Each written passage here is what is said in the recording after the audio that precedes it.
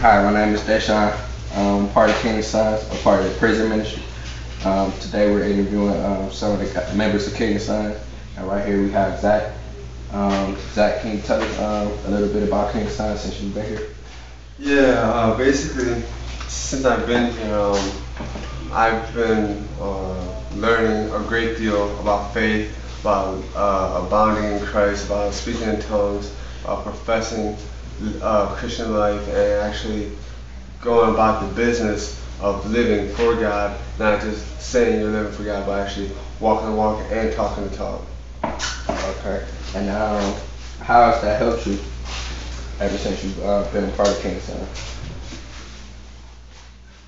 Tremendously. It's just amazing. It's helped me in the sense of self-assurance, self-reassurance. It's helped me with my connection with God. King's Sons is a way for me to help grow my faith and my love and trust for God, and to become not just a follower, but a leader, and and it's helping me learn from William Foster. He's my mentor, and he's guiding me in the direction to become a leader that I thought I would never be. Okay. And since now you're a leader, you're working the stage of being a leader. Could you give some of the boys that might be watching this some leadership advice? Yes, in fact, yeah. I'm just gonna say that just stick with God and stay out of the streets.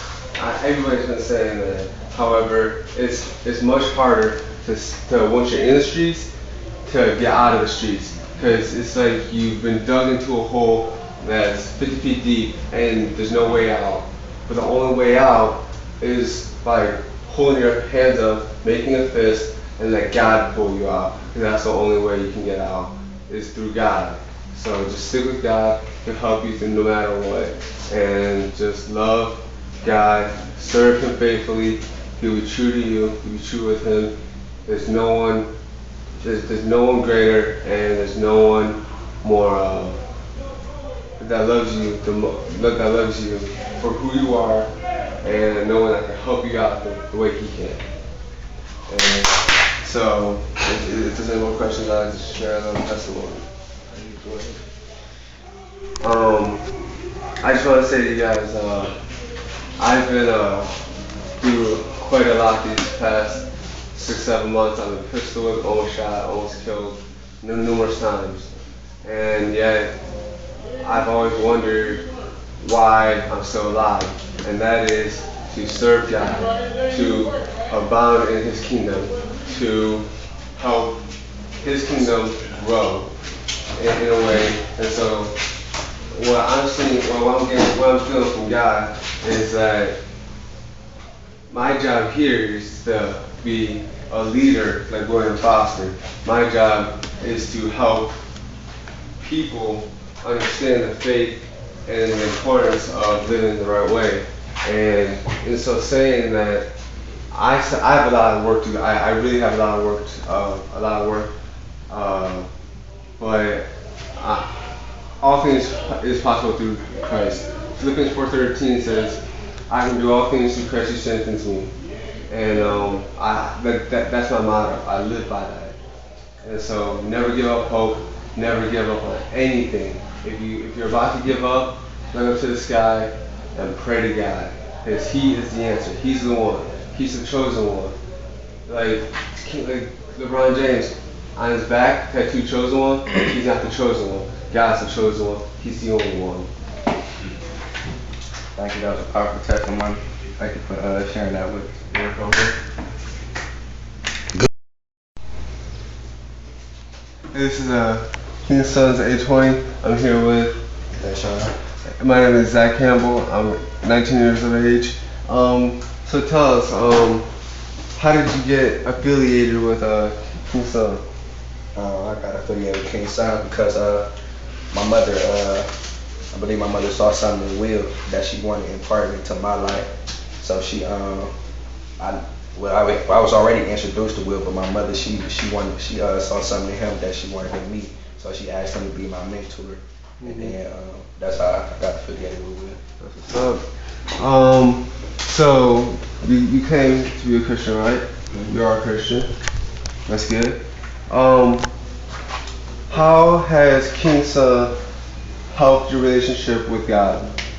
King Son's helped my relationship with God because I was always in church. I was in church for a while, probably since I was probably about 5. But the way I like to tell it is, I was a young boy going to church, but I was still on my way to hell. You understand? Because I was still doing all the things in the streets that, you know what I'm saying, that you do in the streets.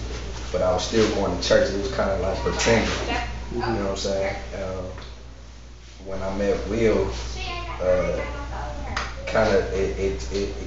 it broke the front. Like, I couldn't front no more. I couldn't portray a Christian. You know what I'm saying? It's something that I had to really get serious and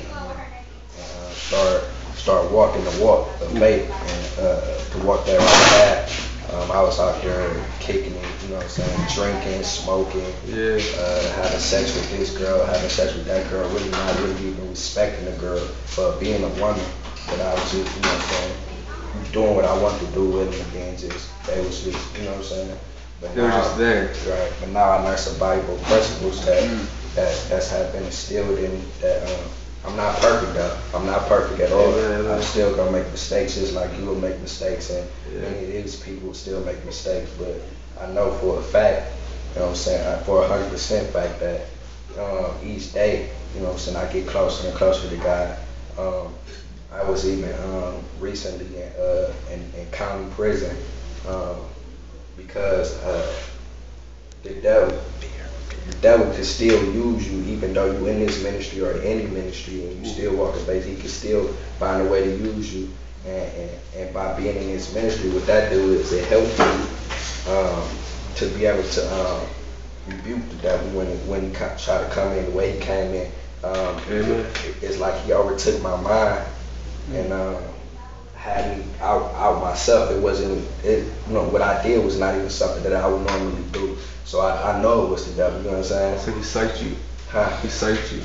No, I guess you could say that's how you want to put it, then, But when I was there, you know what I'm saying, I was starting to think like, I'm kind of like David, because what David said was, every time I try to do good, evil is present. Amen. That's how I kind of felt like I was, you know what I'm saying? Paul, and I actually did. I read about Paul and Silas in there. I was reading Acts chapter 16 when they was in prison. They was in prison because they was preaching they was going around preaching, and the kings didn't like that.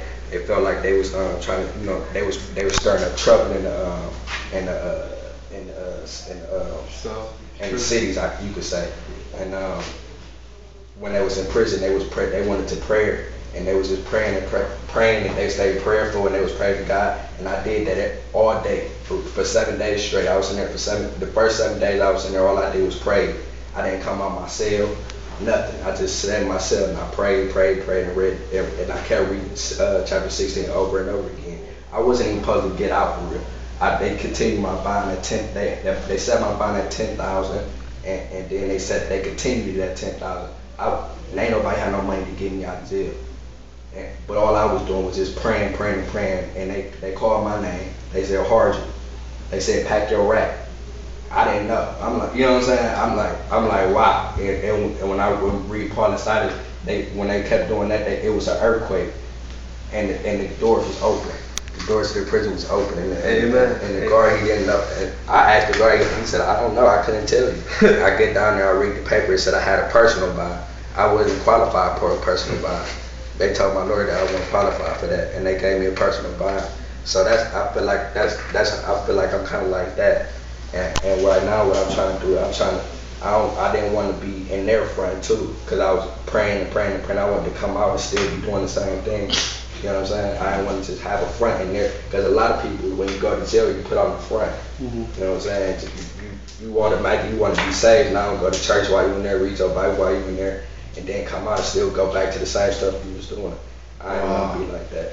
And that's some stuff that King Sons instilled in me too. It build character, and that's character and that's integrity. Man, I'm telling you, that's real powerful, bro.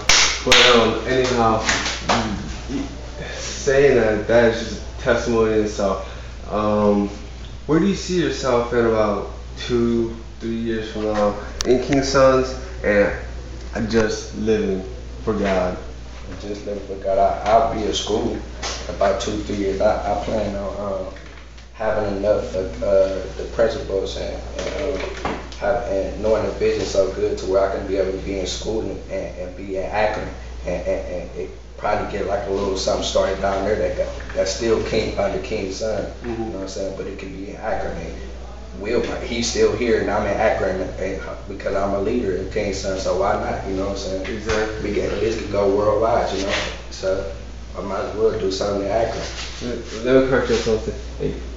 It will go worldwide. You said it can, it will, brother. You're absolutely right. Faith. Woo! Start all over. Huh? Start all over. I see your age too. Go ahead. My name is Deshaun. I'm 19 years old. We still here continuing interviews with King Sons Ministry. Right now I'm here with another leader, Justin. He's gonna start by asking Justin, how did you find out about King Sons? Found out about King Sons by William's daughter, Randy. She's one of my best friend. I got close with the family now. My sister. Okay. Sister in Christ. Okay. How has King Sons helped you since you found out about King Sons Ministry? It helped me a lot. Mostly spiritually. King Sons helped me form a relationship with God. King Sons helped me build character as far as being a better son, brother, a friend, just a better person overall.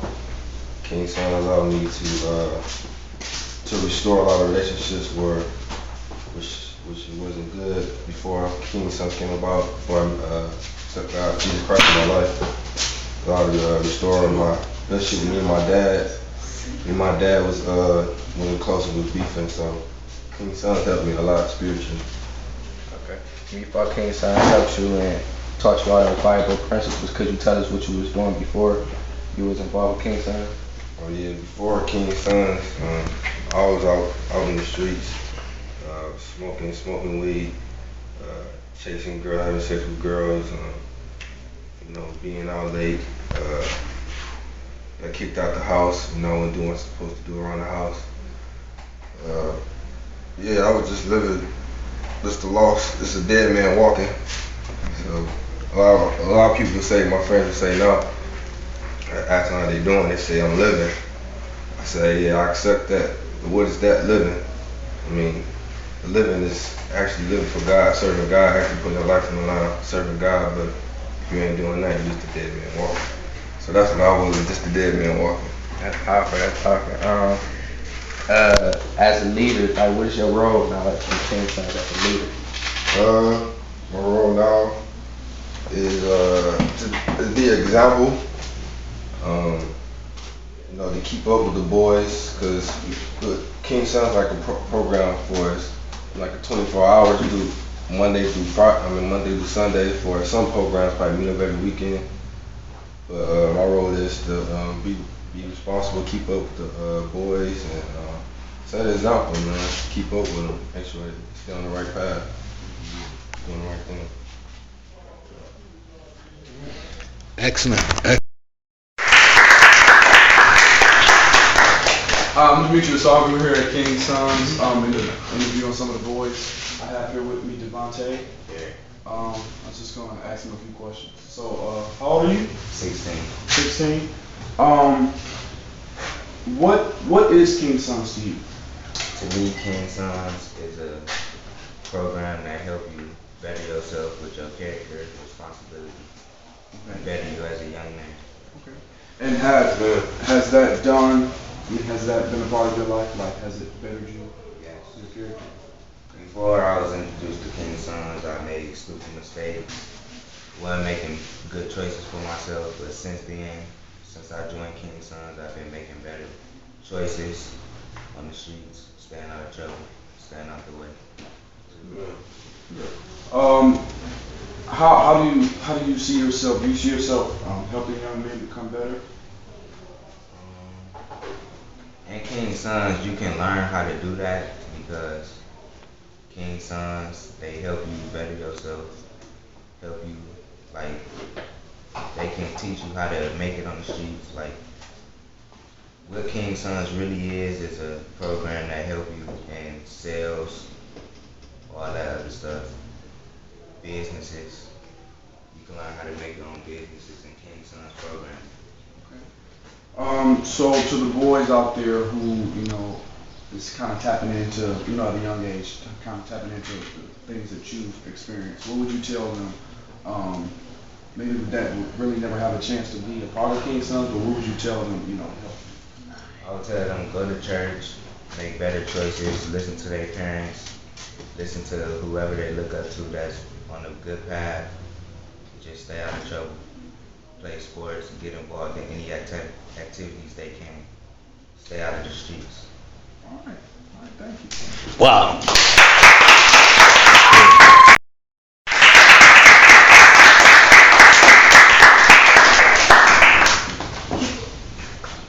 My name is Adonis Brown, and I'm a part of King's Sons, and I'm 9 years old, and I'm here with Jonathan, and I'm 10 years old. And I wanted to ask you, how long have you been at King's Sons? 2 Saturdays. And what is King's Sons to you? Well, King's Sons is like when you come here and you try to learn something, but it's not really like to play around, but you come here like to talk about some people that have been that like have a bad character. And my cousin, he has a bad character because most time he be thinking that he can judge people wrong from the ways he act. And he's judging his friends what to do, and he's like tell him go do this, go do that for him. But he's just a bad character. Do you like King's Sons? Yes, I do. How do you feel being right here talking to me and me interviewing? Well, actually, I feel kind of nervous, but right now, I'm feeling okay.